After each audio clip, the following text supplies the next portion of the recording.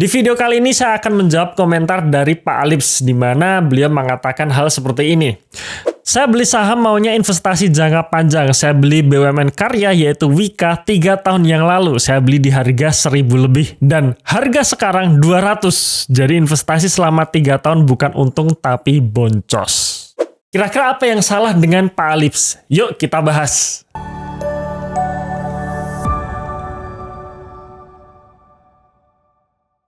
Sebelum saya bahas mengenai saham Wika-nya ya, kita bahas dulu mengenai mindset yang benar mengenai investasi jangka panjang. Kita bicara mengenai investasi jangka panjang, ada 3 hal yang perlu kalian perhatikan. Yang pertama adalah time horizon yang panjang atau durasi jangka panjang. Di mana kita bicara mengenai investasi jangka panjang, maka yang kita perhatikan adalah jangka waktu yang sangat panjang, bisa 1 tahun, 2 tahun, 3 tahun. Kemudian yang kedua, kita bicara mengenai perusahaan ya, memilih perusahaan yang berkinerja baik atau menuju baik. Dan yang ketiga, kita bicara mengenai valuasi, artinya kita harus beli perusahaan yang baik atau perusahaan yang berkinerja baik di harga yang murah. Nah, hanya 3 hal itu saja. Jadi kalau kita bicara mengenai investasi jangka panjang, maka lupakan bandar, ya, lupakan foreign flow, lupakan support resisten, lupakan suku bunga Fed. Karena semua itu hanyalah untuk jangka pendek, sedangkan jangka panjang kembali lagi 3 hal tadi. Time horizon panjang, perusahaan yang berkinerja baik, valuasi yang murah. Nah, sekarang kita kembali ke Pak Alips tadi. Bagaimana dengan Pak Alips? Pak Alips sudah menerapkan hal yang pertama, yaitu durasi jangka panjang, di mana beliau menghold saham Wika itu sudah 3 tahun. Berarti yang pertama sudah oke. Tetapi beliau melupakan hal yang kedua, yaitu kinerja yang baik. Apakah Wika baik? Ya nanti kita akan spill sekilasnya mengenai kinerjanya. Walaupun yang ketiga valuasinya murah.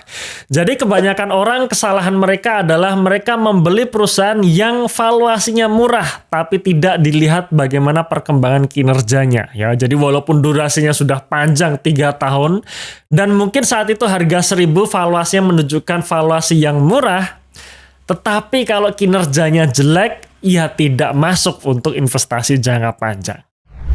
Oke, sekarang kita bicara mengenai Wika-nya. Ada apa dengan Wika ya? Jadi Pak Alips tadi beli sekitar 3 tahun yang lalu di harga 1.000 lebih ya. Anggap saja 1.050, berarti di kisaran tahun 2022 lalu. Dan saat video ini diambil tanggal 11 Mei 2024, posisi saham Wika sedang disuspend dan harga terakhir 145. Artinya saham Wika atau Pak Alips tadi kurang lebih membukukan floating loss 86%.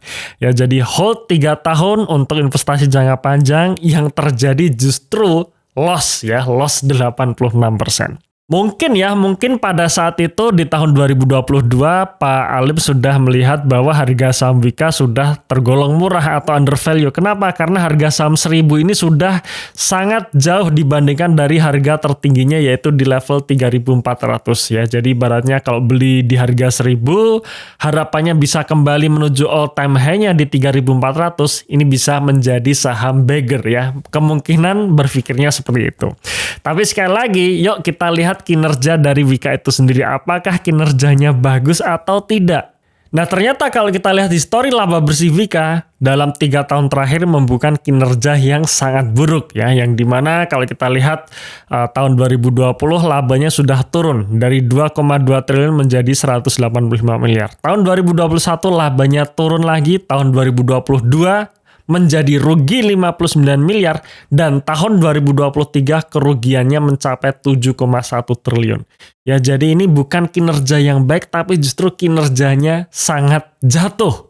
Apalagi kalau kita lihat posisi kinerja kuartal 1 2024, di mana laba bersihnya pun itu juga mengalami penurunan yang signifikan. Di mana kuartal 1 2023 Wika masih membukukan rugi 526 miliar, dan kuartal 1 2024 kerugiannya naik ya, bahkan kerugiannya naik 100% lebih menjadi 1,1 triliun rupiah rugi bersihnya.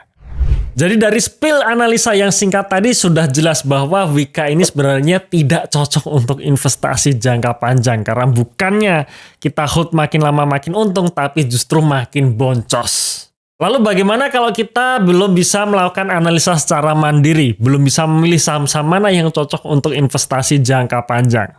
Jangan khawatir, kita punya program namanya Value Investing Mastery di mana saya akan membimbing Anda bagaimana memilih saham-saham yang tepat untuk investasi jangka panjang. Dan jangan lupa ya, minggu ini hari Jumat besok kita akan mengadakan webinar di mana kita akan membahas saham-saham potensi pemenang untuk tahun 2024 dan 2025 nanti. Pastikan jangan sampai kelewat untuk webinar hari Jumat besok. Segera daftar ya, linknya di bawah ini.